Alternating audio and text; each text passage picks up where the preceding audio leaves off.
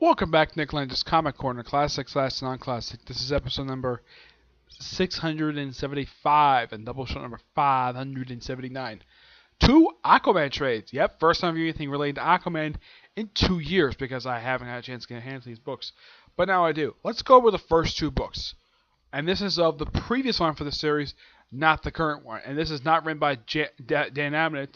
This is written by Jeff Johns, with artwork by Ivan Reyes. This collects the first 6 issues of the relaunch of Aquaman that was launched in 2011. Yeah, this is called The Trench. And yes, those creatures you see in the cover, yeah, Aquaman fights them in here as well. He fights them. Yeah, they're basically new villains.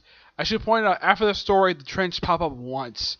After this, they pop up in the Throne of Atlantis storyline, and that's it. Mostly, it's a relaunch of the character, and it's really, really good. There was one person I know of, John Campia from who was part of Collider. Yeah, he was reading this and he was loving it. I don't know if he was still reading it after a couple years after Jeff Johns left. Yeah, so mostly the story in here is Aquaman is investigating stuff related to these creatures who had kidnapped several people. Oh, and those of you wondering, where do these creatures come from? They're from the Marinus Trench, the deepest chasm in the Atlantic Ocean. Not kidding about that.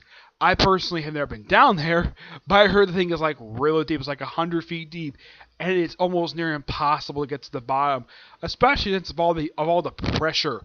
They probably have to be a heavily reinforced thing, but the only way to see is through unmanned probe. You can't exactly go there in person because, yeah, it's physically impossible to go down there. So yeah, oh yeah, and Aquaman kills them all. Yep. But those of you wondering whether to try it, that's actually explained in the next storyline, which I'm kind of glad that Jeff Johns basically had him use this thing. Because when it comes to Aquaman, he never really used this thing in storylines that I can think of. I think he may have used it a few times before this, but not on a regular basis, and it wasn't prominently featured as part of the character himself, because the guy usually fought bad guys barehanded, well, glove-handed anyways, but yeah. Great book, 9.5 out of 10, really good storyline. Next up it is a storyline that launched a spin-off series for Aquaman. Aquaman, Volume 2, The Others. Yeah, The Others are a group of people who were the first group Aquaman joined before he joined the Justice League. And yes, see in the cover? Yes, that's Black Manta. This storyline is his first post-Flash appearance.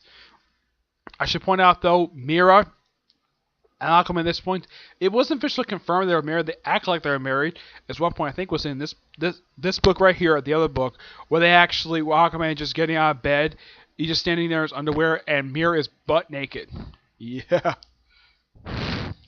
Oh yeah, and it's also implied that this jungle woman right here on the cover, yeah, it's implied that she and Aquaman had a thing for each other, but that went nowhere.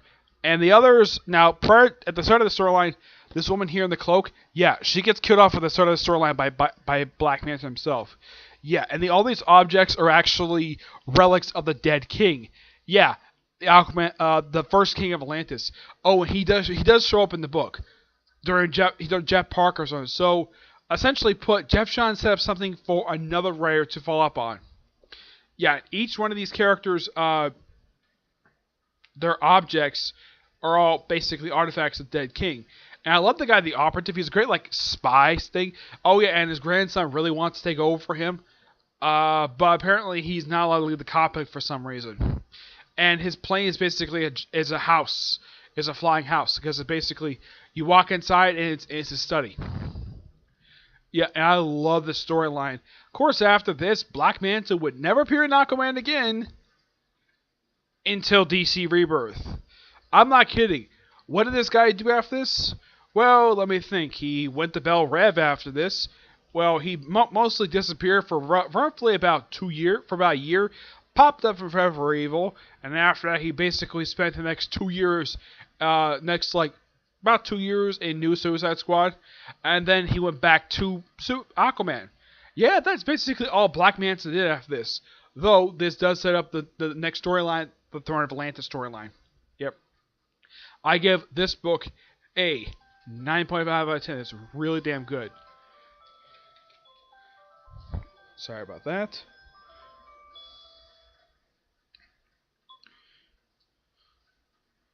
Oh, so yeah, that's really it. for this particular review. I know it's kind of short, but yeah, not much else to talk about. Except these books are just really, really good.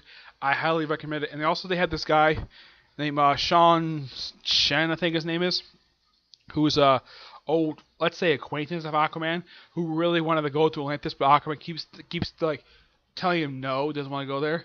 But he does. I don't remember if he does go there or not, but Thor Atlantis will tell me that because it's been a while since I've read it. Yeah, so next episode will be episode number 676 and Doubleshot number 580. Yep.